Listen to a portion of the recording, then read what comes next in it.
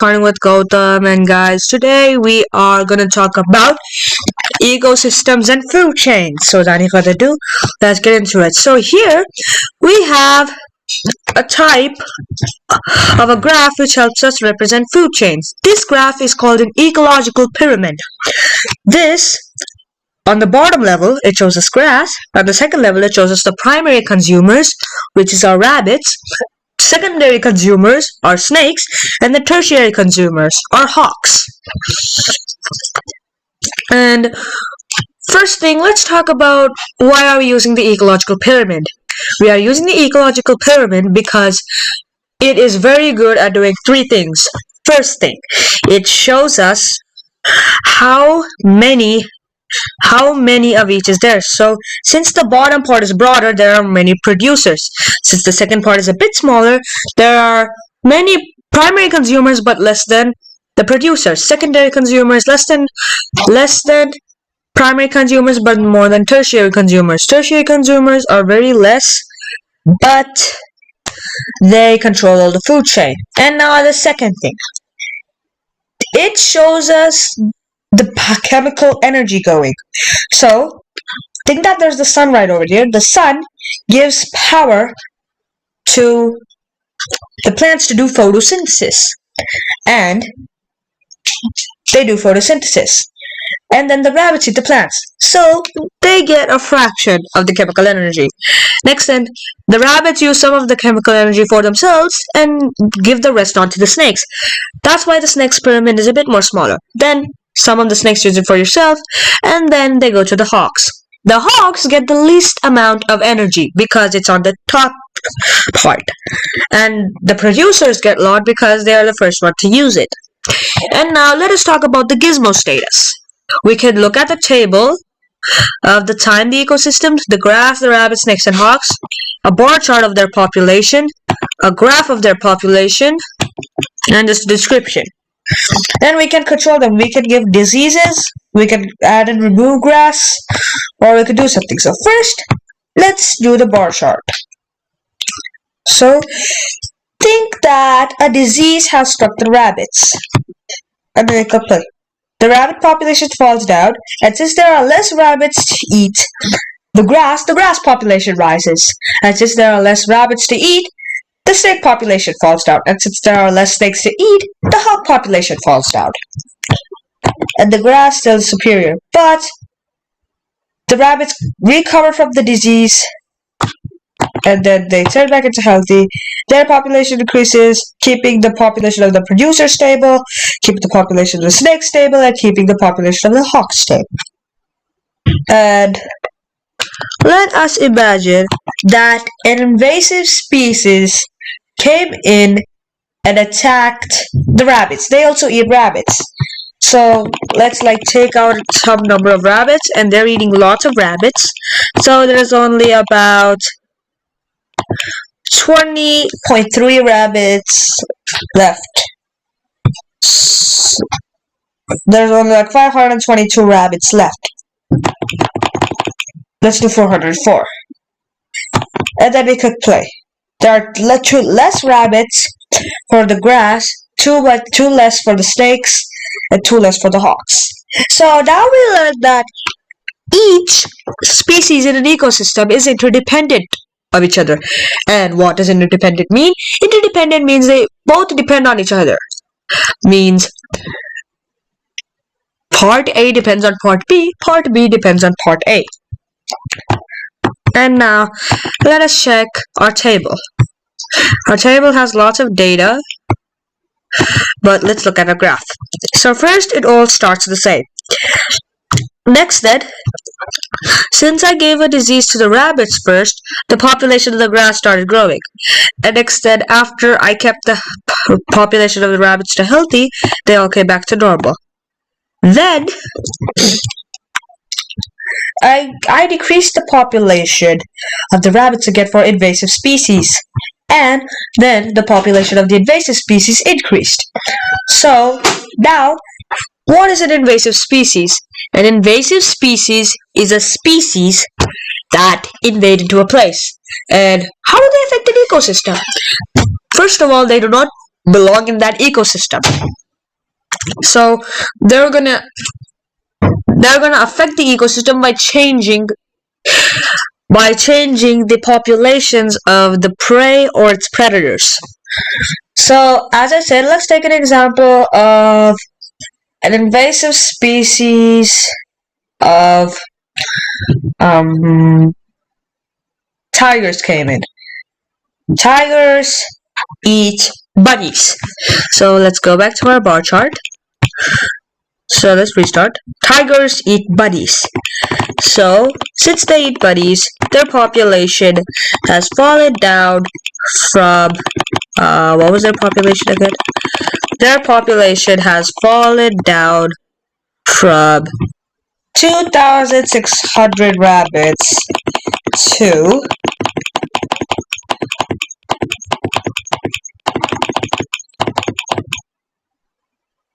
339 rabbits. And let's see how this affects the ecosystem by doing it into graph. Okay, so you come right over here, and we see this graph. I'm going to explain it later. First, let's watch the graph. Pause. Let's go back to our bar chart. What does this mean? So what I did is I decreased the population of the rabbits, and since the amount of producers increased, that means the amount of rabbits increased because the rabbits have more food. And after the rabbits increased, the snakes increased, and the hawk increased. But since there were too many rabbits, the producers' numbers fell out.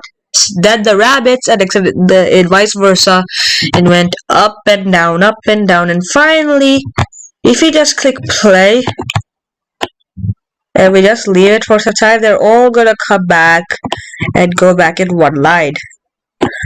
And now guys, you see that they all go back to one line, and then they go back in happiness. But now let us think what happens if a disease has struck the producers. Alex said, because of that, their population has fallen down from 40,000 to 3,000. So let's click play. All the species numbers have fallen down. And then if you notice the numbers, the number of grass comes back up.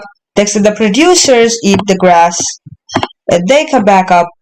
But if you notice here, the amount of our snakes and our hawks died because since I reduced the amount of producers, the amount of bunnies reduced. And since there were too many snakes, the snake's population died out, killing the population of the hawk.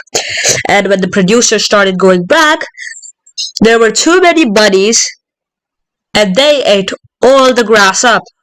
And then the bunnies were left without no food, and their population has died off. So if you want to just play, they'll see it die off. And the population of each and every species has died off.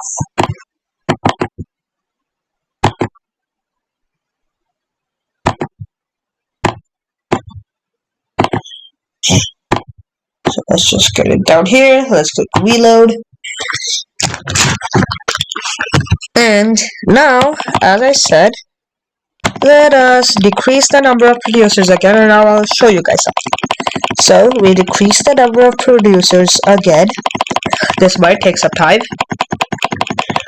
We decrease them instead of to 3,000. This might take so only about 0 producers. Okay. So now we go back to our graph and I click play.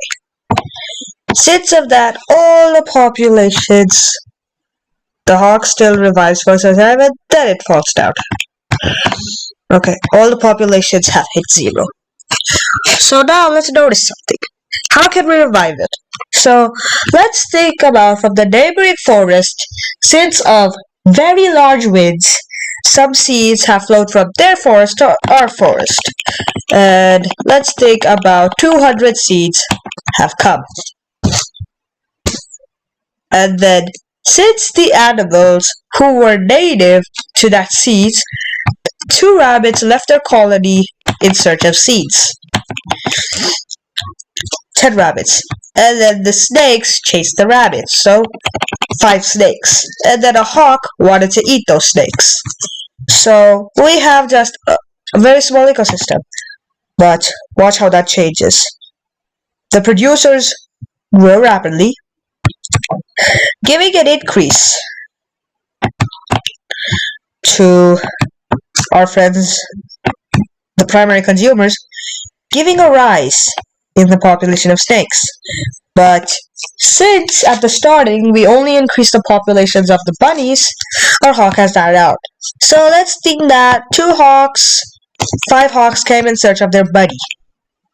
And they thought of living there. And then all of their populations start increasing. And then the ecosystem has come back to life. And now let's take one final example. The example I'm going to talk about is, first let's get our populations back to 0 again.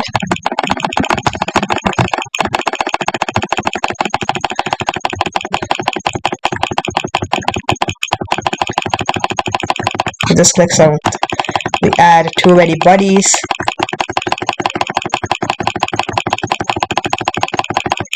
And next time we decrease the number of producers. And watch one thing. Since the population of the bunnies is very high, watch how the snakes and the hawks population will boom. So first, let us just make it back to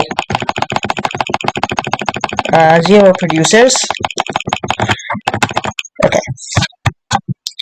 Play. You just saw how high that went. And then they all just go back to 0. And if you wanted to see that replay, what happened is that the population boomed of the rabbits. But the rabbits didn't have any food to sustain that population.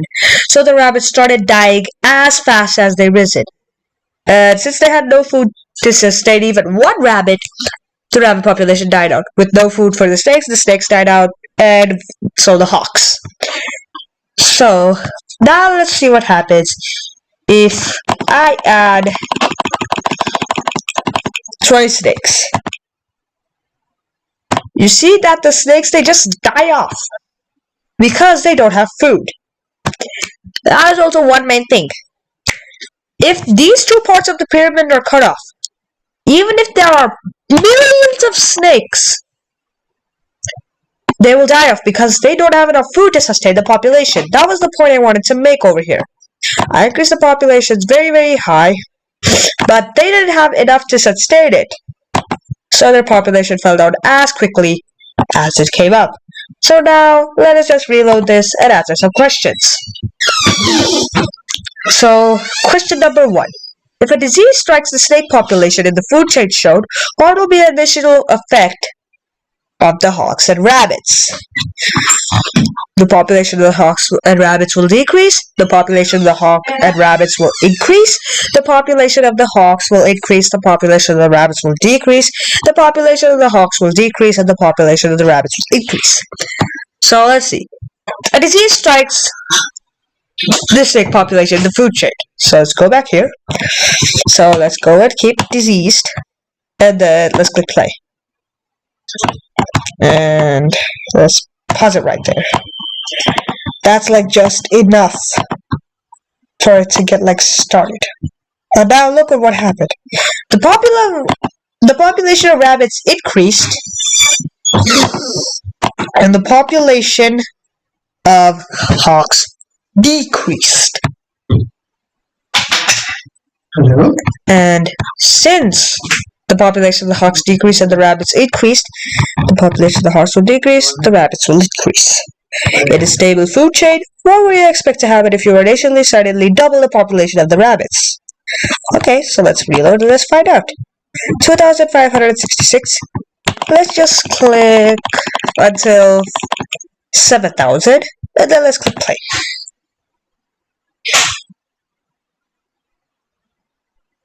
Wait, and now let us pause it.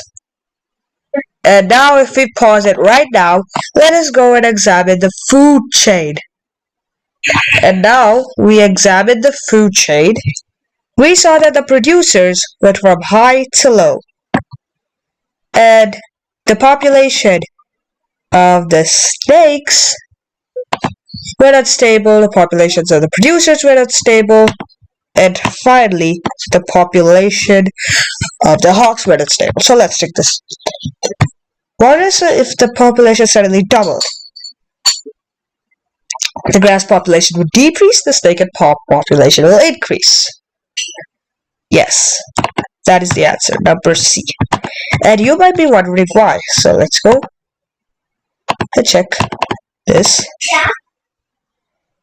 So they don't show us like the explanations, but I'll show you.